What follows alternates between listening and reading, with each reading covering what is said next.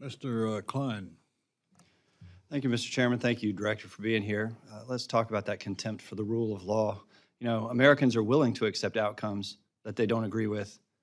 In contrast to your answer to Mr. Elsie, what they are not willing to accept, what I am not willing to accept, what the American people are not willing to tolerate, and what I am not willing to tolerate are when outcomes are influenced by actions of your agents. They are outraged, and so am I. So let's talk about FISA. In FISA Section 702, at the Senate Intelligence Committee's Worldwide Threats hearing in March, you noted that warrantless searches of Americans' communications in Section 702 data are down 93% year over year. FBI officials told the New York Times that the number is around 204,000 searches per year, compared to as many as 3.4 million in 2021. So let me ask you, did our national security threats drop 93%, or had the FBI been conducting millions of unnecessary warrantless searches of Americans' private communications?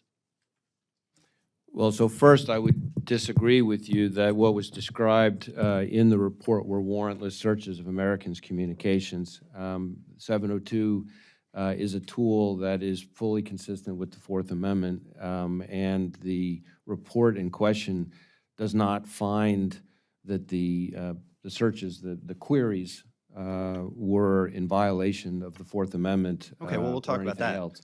So, but as to the other part of your question, the biggest chunk of the number of query terms, and again, each of these query terms are not individual people, but for instance, for one person, you know, multiple email addresses or something like that, were from helping to identify victims of cyber attacks. In particular, that year, an awful lot of the cyber attacks were coming from the Russians, but in some cases it would be the Chinese.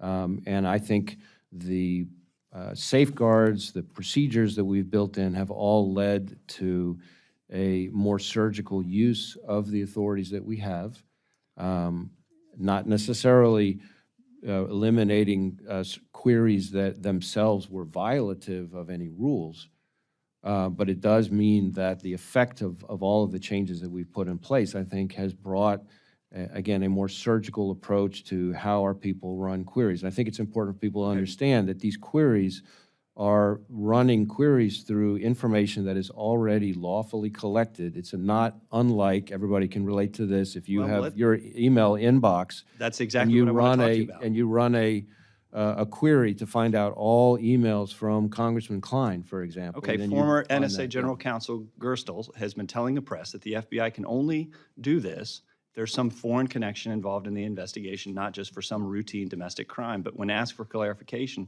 the FBI released a statement saying that generally there must be some nexus to a foreign power or from some factual connection to international terrorism, espionage, or foreign computer intrusions for the FBI to run these searches for evidence of a crime. But the FBI's querying guidance that you released this week doesn't include this requirement.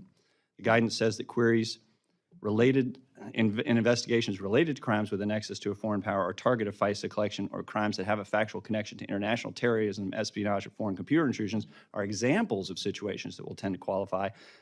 But nowhere does it say that such connections are required for these queries. Can you confirm that the FBI does not require analysts to have evidence of a nexus to a foreign power or foreign crime before searching Section 702 data for Americans' communications? I think I would have to get, sorry, microphone. I think I would have to, in order to give you a comprehensive answer to that question, I would have to have our subject matter experts and lawyers follow back up with you, because I want to be, its precision here is very important. And I don't have the guidance in front of me, but I want to make sure that we give you the complete answer to your question. So I'm happy to follow up with you. Well, don't you think that they should? And shouldn't Congress codify that nexus? That nexus requirement for these searches in order to protect Americans' Fourth Amendment rights?